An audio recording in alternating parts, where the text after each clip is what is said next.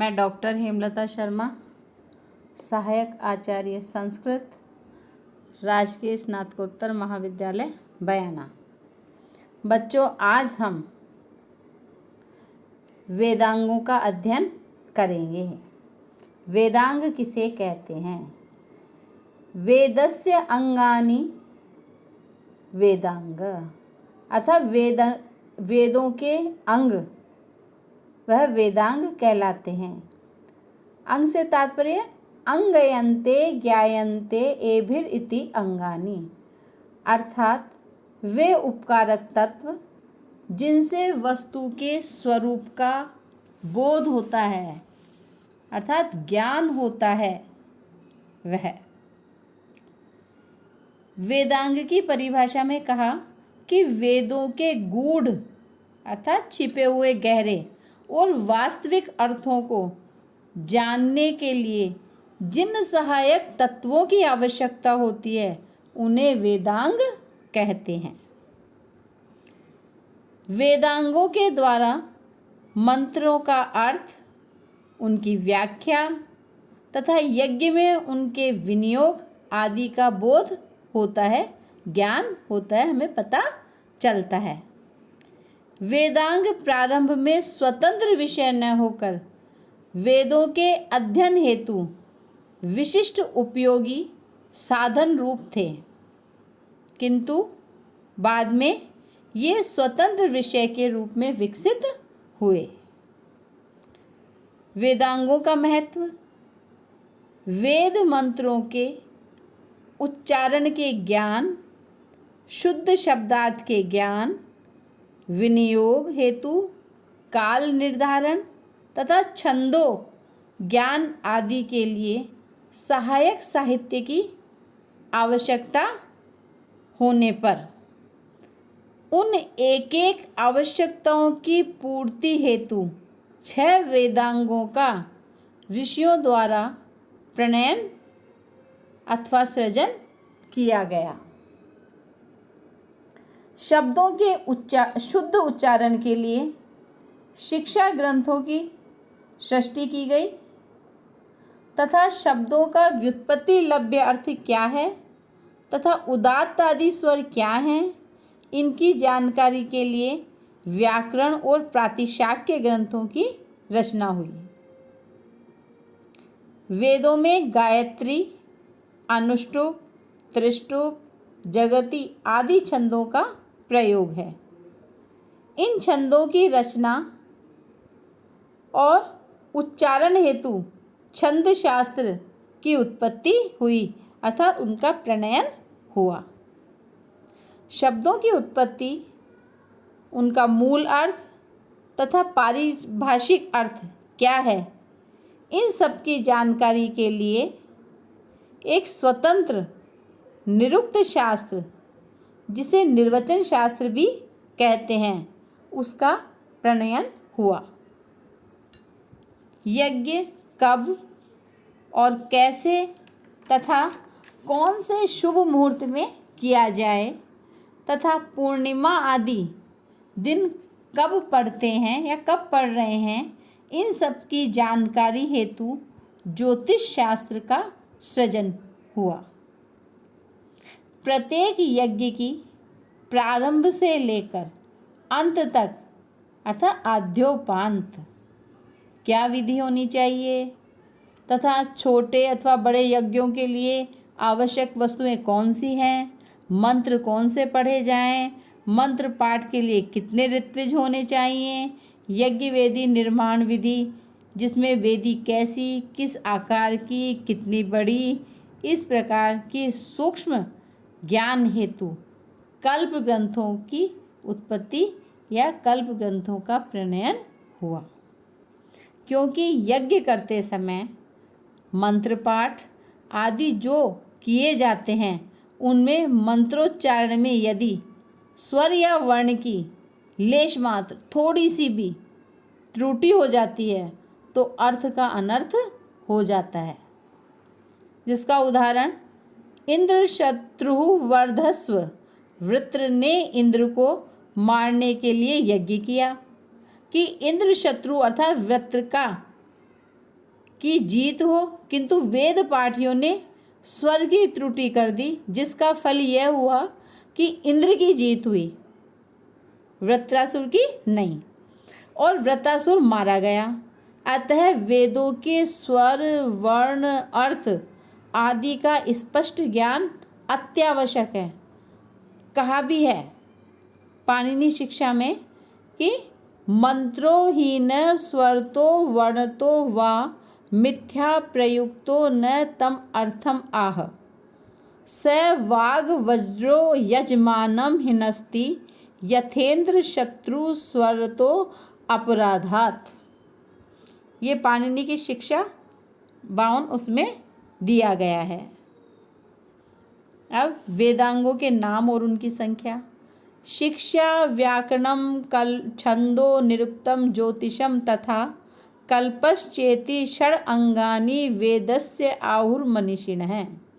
अर्थात ये वेदांग, जो 6 वेदांग है, ये सूत्र शैली में लिखे गए, क्योंकि वैदिक कर्मकांड, मंत्र, विनियोग तथा यज्ञ विधि आदि के नियम अत्यधिक विस्तृत और व्यापक थे।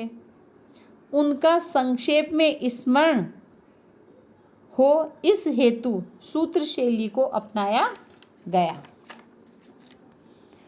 पाणिनि शिक्षा में इन 6 वेदांगों का वेद पुरुष के 6 अंगों के रूप में वर्णन किया गया। यथा छंदः पादौ तु वेदस्य, हस्तौ कल्पो अथ पठ्यते, ज्योतिषामयनं चक्षु निरुक्तं श्रोत्रम उच्यते, शिक्षा घ्राणं तु वेदस्य, मुखं व्याकरणं स्मृतं, तस्मात् सांगम अधीत्येव ब्रह्मलोके महीयते। ये पाणिनि शिक्षा के 41 से 42 में दिया गया है। वहाँ उन्होंने क्या किया है कि वेदों में वेद पुरुष के 6 अंग बताए, जिसमें कौन कौन से हैं? छंद, कल्प, ज्योतिष, निरुक्त, शिक्षा और व्याकरण। अब इनके वेद को पुरुष माना है, इसलिए पुरुष के जैसे छंद पैर हैं, कल्प हाथ है, ज्योतिष नेत्र है, निरुक्त कान है, शिक्षा नाक है और व्याकरण मुख है। इस प्रकार इन 6 अंगों सहित वेदाध्ययन करके व्यक्ति ब्रह्मलोक में आनंद को प्राप्त करता है। इसलिए वेदांगों का अत्यधिक महत्व है। अब हम ये जो 6 वेदांग हैं, इनकी संक्षिप्त जानकारी प्राप्त करेंगे। तो सर्वप्रथम शिक्षा। शिक्षा का अर्थ वर्णोच्चारण की शिक्षा देना। वेदांगों का संबंध उच्चारण की शुद्धता से है। तो शिक्षा शब्द का जो व्युत्पत्ति लभ्य अर्थ है वो है सिखाना। वैदिक युग से ही यह सामान्य आस्था रही है कि यज्ञ के वास्तविक शुद्ध अनुष्ठान के लिए एक ओर यज्ञ की विधि को अच्छी प्रकार से जानना आवश्यक है, तो दूसरी ओर उस विधि के मंत्र का शुद्ध उच्चारण किया जाना भी उतना ही अनिवार्य है। अतः वेदांग के रूप में शिक्षा का महत्व अपने आप ही स्पष्ट हो जाता है।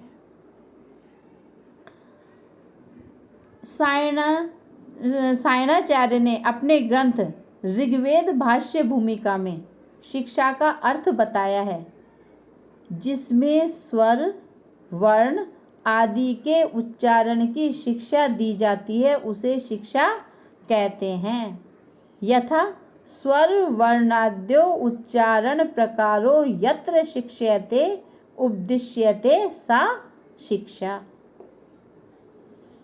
शिक्षा का उद्देश्य वर्णोच्चारण की शिक्षा देना, किस वर्ण का किस स्थान से उच्चारण किया जाता है तथा वर्ण का उच्चारण करते समय क्या प्रयत्न करना पड़ता है, उनका विभाजन किस रूप में किया जाता है, स्थान और प्रयत्न कितने होते हैं, वह शरीर वायु किस प्रकार वर्णों के रूप में परिवर्तित होती है, स्वरों की संख्या कितनी होती है, उनका उच्चारण किस प्रकार किया जाए, आदि आदि। तैत्तिरीय उपनिषद में शिक्षा के 6 अंग बताए हैं, जिसमें वर्ण, स्वर, मात्रा, बलम, साम, संतान, अर्थात ये शिक्षा के 6 अंग हैं। तो हम सबसे पहले वर्ण को जानेंगे। वर्ण अर्थात ध्वनियाँ, अक्षर। वेद में 52 वर्ण प्राप्त होते हैं। स्वर 13, स्पर्श कैसे मैतक तथा हलंत लय और लह 27, य र ल व श श स ह 8, ये अंतस्थ, ऊष्म, विसर्ग, अनुस्वार, जिह्वा मूल्य और उपधमानीय 4, ये ऐसे 52। और पाणिनीय शिक्षा में संस्कृत वर्णों की संख्या 63, संवृत और विवृत ए को पृथक मानने पर 64 मानी गई है। यथा स्वर ह्रस्व, दीर्घ, प्लुत आदि के भेद से 21 प्रकार का। कैसे मैतक 25 वर्ण, य से है 8 वर्ण, य र ल व के द्वित्व रूप 4, अनुस्वार, विसर्ग, जिह्वा मूल्य, उपधमानीय, प्लुत, लृ 5, इस प्रकार 63 वर्ण होते हैं। त्रिषष्ठी चतुष्षष्ठी वा वर्णा शंभु मते मता, पाणिनि शिक्षा के 3 उसमें दिया गया है।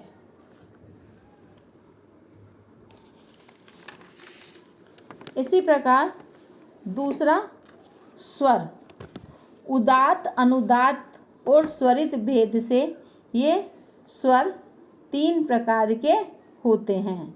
वेदों के उच्चारण की शुद्धता के लिए इन स्वरों का ज्ञान भी अत्यधिक महत्वपूर्ण आवश्यक है।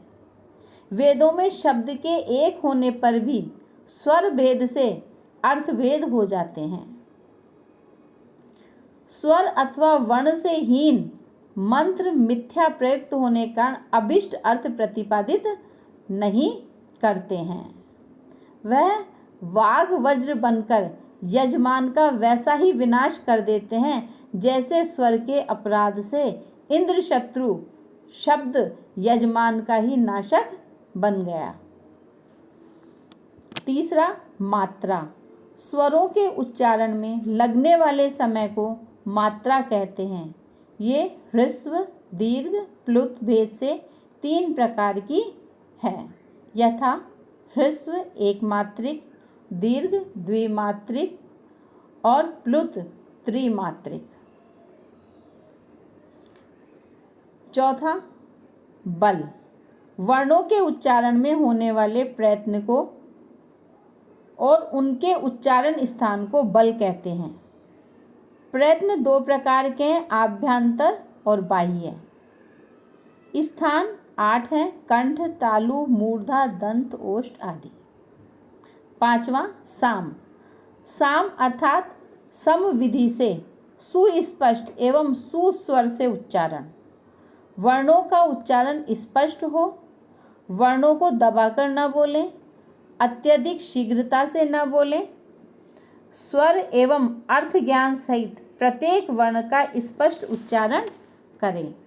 छठा है संतान, संतान का तात्पर्य संहिता अर्थात पद पाठ में प्रयुक्त शब्दों में संधि नियमों का लगाना, इसलिए संधि नियमों को जानना तथा यथास्थान उनका उपयोग करना। इसमें पाठक के गुण और दोष भी कहे गए हैं। पाठक के गुण माधुर्य अर्थात मधुर ध्वनि में बोलना, अक्षर व्यक्ति यानी अक्षरों का सुस्पष्ट उच्चारण, पदच्छेद वर्णों को पृथक पृथक बोलना, सुस्वर स्वर से बोलना, धैर्य शांतिपूर्वक बोलना, लय समर्थ लय अथवा राग के साथ बोलना। अर्थात माधुर्यम अक्षरम व्यक्ति पदच्छेदस्तु सुस्वरः धैर्यं लय समर्थम च षडेते पाठ का गुणा। पाणिनि शिक्षा में पाठक के गुण इस प्रकार से बताए गए हैं।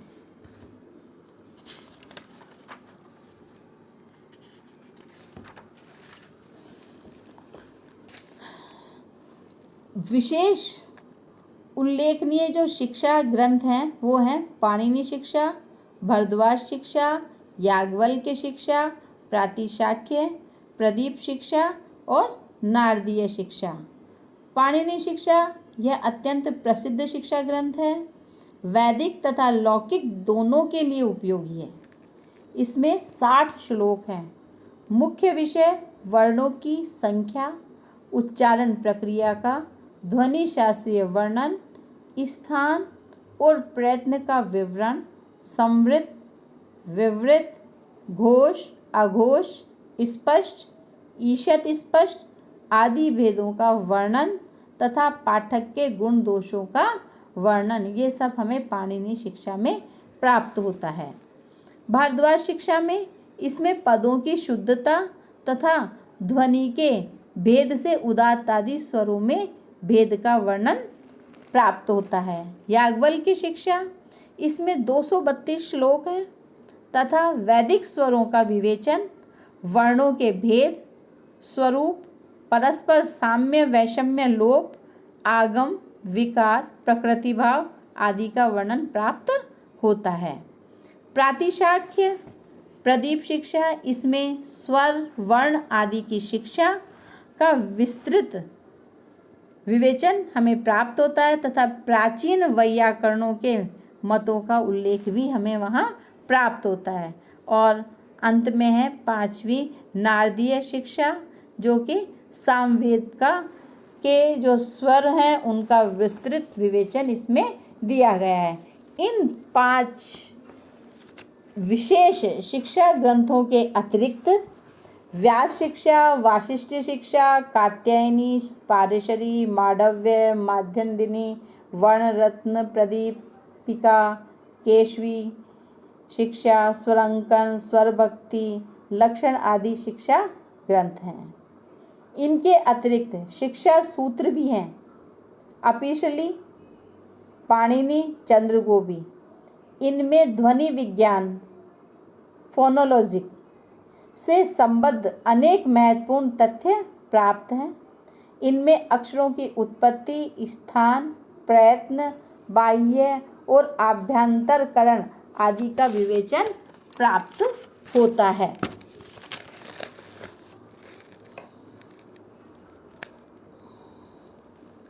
अब हम वेदांग के भाग 2 में कल्प वेदांग को पढ़ेंगे और ये भाग 2 हम अपनी अग्रिम क्लास में पढ़ेंगे। धन्यवाद।